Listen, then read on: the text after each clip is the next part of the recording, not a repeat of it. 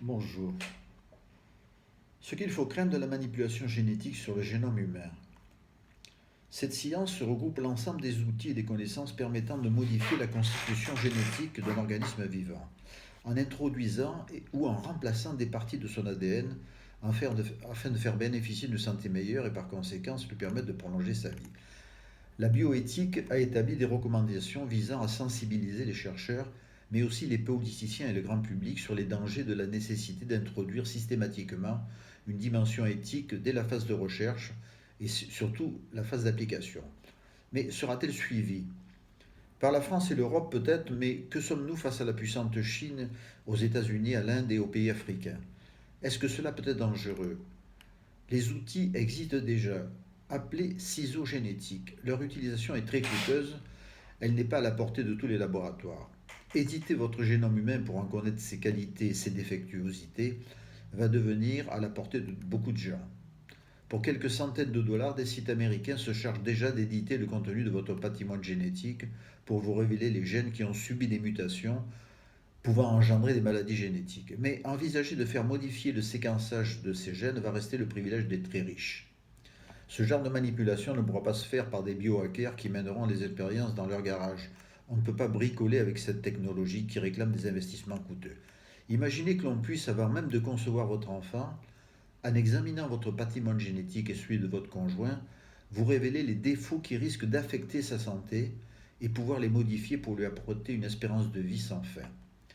Concevoir un bébé à la peau de la couleur que vous souhaitez, aux yeux bleus ou noirs, au cerveau surdimensionné avec un QI de 200, exempt de toute tare ou d'anomalie génétique. Un être parfait. Ce n'est pas un rêve, c'est de l'eugénisme.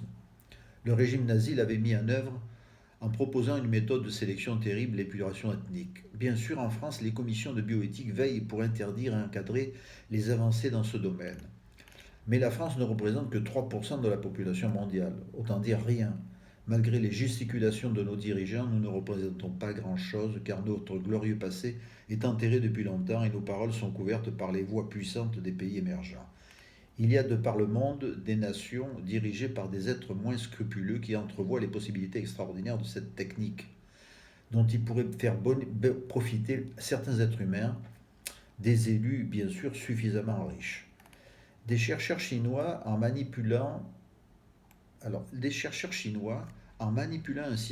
ciseau génétique appelé CRIPS K9 ont déjà réalisé une modification de séquençage de gènes sur un être humain sans bien sûr en faire de communication sur les résultats qui auraient pu heurter les communautés scientifiques du monde. Tout est question de temps.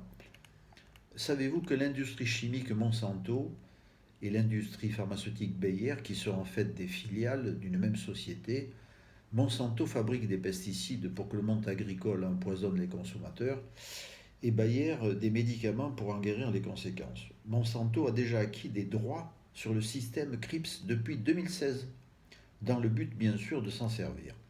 La manipulation génétique sur l'ADN de cellules humaines peut apporter l'immortalité pour ceux qui vont bénéficier de cette coûteuse technologie.